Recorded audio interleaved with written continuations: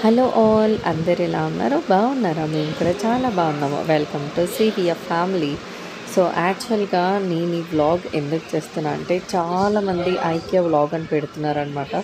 So నాకు కూడా నేను తీసుకున్న ఐటమ్స్ మీ అందరికీ చూపించాలని ఉంది. అందుకని ఈ వీడియోని ట్రై చేస్తున్నాను అనమాట. సో ఈ మధ్యన కాదు ఇది నేను తీసిన వీడియో. సో ఒక 2 ఇయర్స్ బ్యాక్, సారీ వీడియో ఇప్పుడు తీసా, బట్ 2 ఇయర్స్ బ్యాకే నేను ఈ ఐటమ్స్ అన్నీ కొన్నాను అనమాట. సో అప్పుడు నేను ఏమేమి కొన్నానో, బట్ ఇప్పుడు ఆఫ్టర్ 2 ఇయర్స్ కూడా నేను ఎందుకు వెళ్ళట్లేదని కూడా రీజన్ చెప్తాను. సో నేను కొనిది జస్ట్ బ్రష్ హోల్డర్ అనమాట.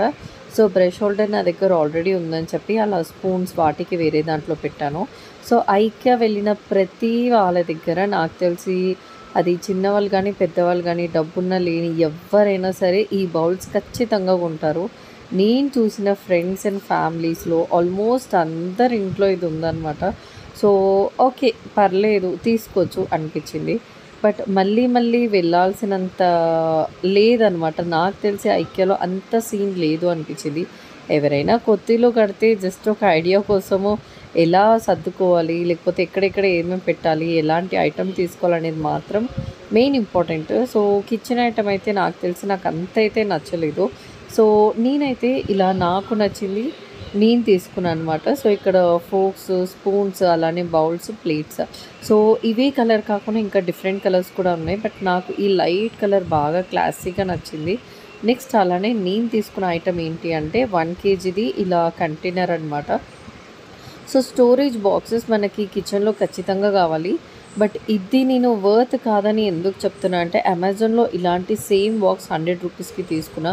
బట్ నేను ఐక్యాలో తీసుకుంది 250 రూపీస్ అనమాట. ఒక్క బాక్స్ 250 రూపీస్ చాలా ఎక్కువ అనిపించింది. క్వాలిటీ కూడా అంత బాగాలేదు. చూస్తున్నారు కదా, ఒకదానైతే మూత కూడా అప్పుడే ఊడిపోయింది. 2 ఇయర్స్ లోపే ఊడిపోయింది. అంటే నాకు తెలిసి నేను మెయింటైన్ బాగా చేశాను, బట్ 100 రూపీస్దే బాగా మెయింటైన్ చేస్తున్నా అంటే 250ది ఇంకెంత క్వాలిటీగా ఇంకెన్ని ఇయర్స్ బాగా మెయింటైన్ చేయొచ్చు అని చెప్పొచ్చు. కానీ బట్ ఎందుకో తెలీదు, నాకైతే క్వాలిటీ అస్సలు నచ్చలేదు ఈ కంటైనర్. ఎవరైనా తీసుకోవాలనుకుంటే మాత్రం బెటర్ నేను వద్దని చెప్తాను. అమెజాన్లో 100కి 200% సూపర్గా ఉంది. నెక్స్ట్ అలానే నాకు తెలిసి నేను ఇన్ని ఐటమ్ కొన్నా ఎక్కువ వాడిన ఐటమ్ అనమాట ఇది ఒక్కటే స్టోరేజ్ కంటైనర్. ఒక 2 to 3 kgs దగ్గర ఇంకెక్కువనే ఉండొచ్చు, నాకు పెద్ద ఐడియా లేదు. సో అక్కడ ఏంటంటే ప్రతిదీ ఆ ఫ్రెంచెస్ పైన ఏదో లాంగ్వేజ్లో రాసింది, వెనకాల పెద్ద కష్టమైపోయింది.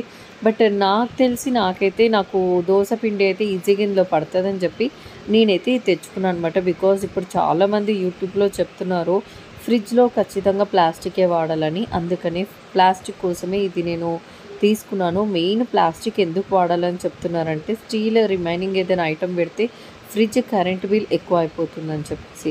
సో ఈ కంటైనర్ నాకు పిచ్చగా నచ్చిందనే చెప్పాలి. ఎవరికైనా మీకు కూడా నచ్చితే ఖచ్చితంగా అక్కడ వెళ్ళి తీసుకోండి. నెక్స్ట్ అలానే ఇది కూడా వర్త్ కాదనిపించింది అనమాట. సో ఇండోర్ ప్లాంట్స్ అంటే నాకు చాలా ఇష్టము, బట్ ఆర్టిఫిషియల్ తీసుకున్నాను. బికాజ్ నేను ఇంట్లో అంతగానం పిల్లలు పెట్టుకొని గార్డెనింగ్ మెయింటైన్ చేసే అంత సింగ్ నాకు లేదు. మొన్నటి వరకు అయితే మమ్మీ దగ్గర ఉన్నా కాబట్టి మమ్మీ పట్టుకొని ఉండేది.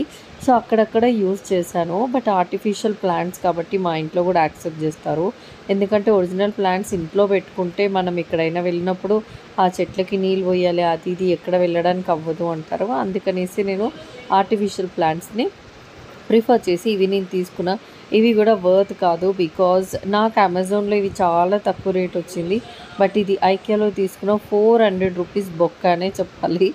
నెక్స్ట్ అలానే ఇది ఒక ట్రే అనమాట.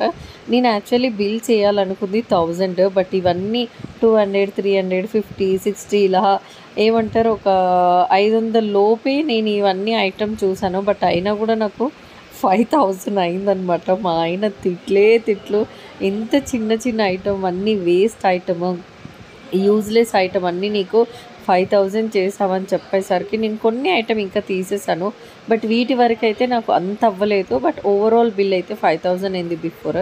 దాని తర్వాత నాకు తెలిసి ఒక 3000 వరకు అయితే తెచ్చా అనమాట. సో ఇక్కడ చూపిస్తుంది ఏంటి అంటే ఒక జస్ట్ కంటైనర్ అనమాట, పార్టీషన్ వైజ్ ఉంది. సో ఇది ఎక్కడైనా డిఫరెంట్గా మీరు ఒకవేళ కిచెన్లో డ్రాయర్ ఉంటే మీరు అక్కడ యూజ్ చేసుకోవచ్చు, లేదంటే బెడ్రూమ్లో కూడా యూజ్ చేసుకోవచ్చు.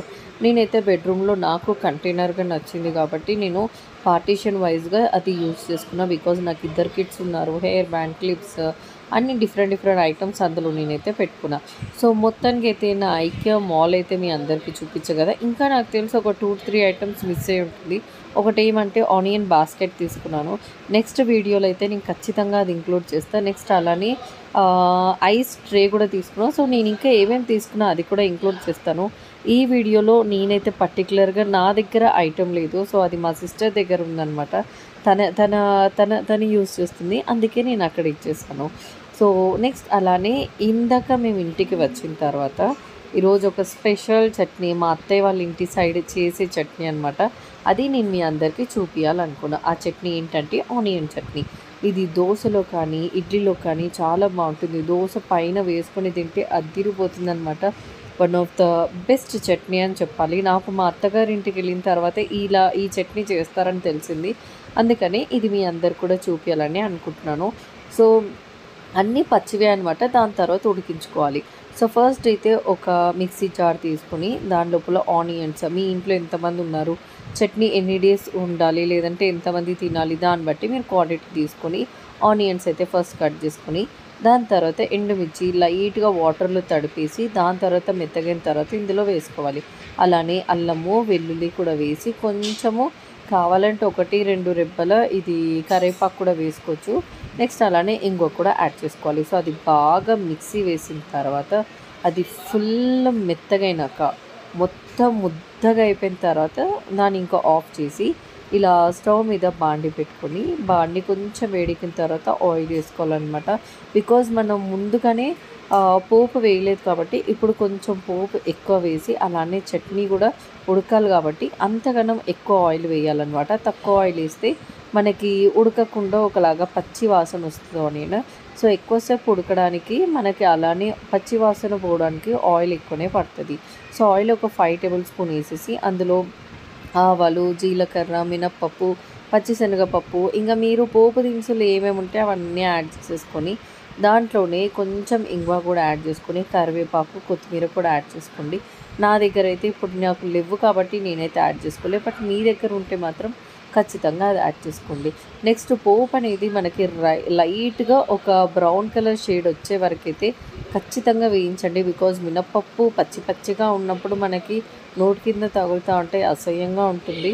నెక్స్ట్ అలానే ఆవాలు కూడా మీరు బాగా చిట్పటలాడకుండా చేస్తే అదొకలాగా చేదు వాసన అని వస్తుంది, చేదు టేస్ట్ కూడా వస్తుందన్నమాట. సో పోపు అనేది బాగా వేగితేనే మన టేస్ట్ ఫుడ్కి చాలా బాగుంటుంది. సో ఇక్కడైతే పోపు వేగిన తర్వాత నేను ఆల్రెడీ ముందుగానే మిక్సీ చేసి పట్టుకున్న ఆనియన్ పికిల్ ఉంది కదా, సో అది ఇందులో తెచ్చి యాడ్ చేస్తున్నాను అనమాట. పచ్చి ఆనియన్ కాబట్టి ఒకలాగా స్మెల్ వస్తుంది.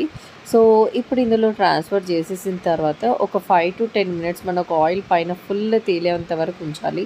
నెక్స్ట్ అలానే ఇందాక నేను చెప్పిన దాంట్లో చింతపండు కూడా వేసుకున్నాను అనమాట. బై మిస్టేక్గా మీ అందరికీ చెప్పలేదు. సో ఆనియన్, ఎండుమిర్చి, చింతపండు, కొంచెం చిటికెడంత పసుపు వేస్తే యాంటీబయోటిక్కి మంచిది. నెక్స్ట్ అలానే రుచికి తగినట్టు ఉప్పు అప్పుడైనా వేసుకోవచ్చు. లేదంటే నేను ముందు సాల్ట్ ఎందుకు యాడ్ చేయనంటే మనకు ఆనియన్స్ అలాంటివి పచ్చి పచ్చి ఫస్ట్ వేసేసినాక మనకు అవి ముద్దగా అవ్వదు. సో ఆ టైంలో మనకు ఓ మై గాడ్ ఇది ఇంత చట్నీ ఉందేమో అనుకొని 1 టేబుల్ స్పూన్ ఇస్తాము. బట్ అదంతా మెత్తగా అయిపోయిన తర్వాత మనకు తెలుస్తుంది ఓకే ఇంతనే ఉంది, దీనికి ఎక్కువ సాల్ట్ అయిందని. అందుకనేసి నేను మొత్తం మిక్సీ వేసిన తర్వాత ఏదైనా సాల్ట్ యాడ్ చేస్తాను అనమాట. సో ఫస్ట్ యాడ్ చేస్తే మనకు 1 టేబుల్ స్పూన్ అనిపిస్తుంది. అదే మిక్సీ వేసాక 1/2 టేబుల్ స్పూన్ అనిపిస్తుంది. సో నాలాగే మీరు కూడా అయితే ఖచ్చితంగా కింద కమెంట్ చెప్పండి. బట్ నేనైతే ఇంతే అనమాట. లాస్ట్లో నేను మిక్సీ వేసిన తర్వాతనే సాల్ట్ తగినంతగా యాడ్ చేసుకుంటాను. సో ఇప్పుడు దీన్ని బాగా మిక్స్ చేసి ఒక 5-10 మినిట్స్ అలానే వదిలేస్తే పచ్చి వాసన మొత్తం పోయి సూపర్ వాసన వస్తుందన్నమాట. అప్పుడు ఇంకా స్టవ్ని ఆఫ్ చేసి మీరు మంచిగా దోశ వేసుకొని వేడివేడిగా పైన వేసుకొని తింటే అద్దిరిపోతుంది. ఒక్కసారి మీరు కూడా ట్రై చేసి నాకు ఎలా వచ్చిందో ఖచ్చితంగా కింద కమెంట్ చేయండి. అంతే, ఈ వీడియోని ఇక్కడితో అయితే ఎండ్ చేస్తున్నా. ఒకవేళ నా వీడియోస్ మీ అందరికీ నచ్చినట్టయితే లైక్, షేర్ అండ్ సబ్స్క్రైబ్.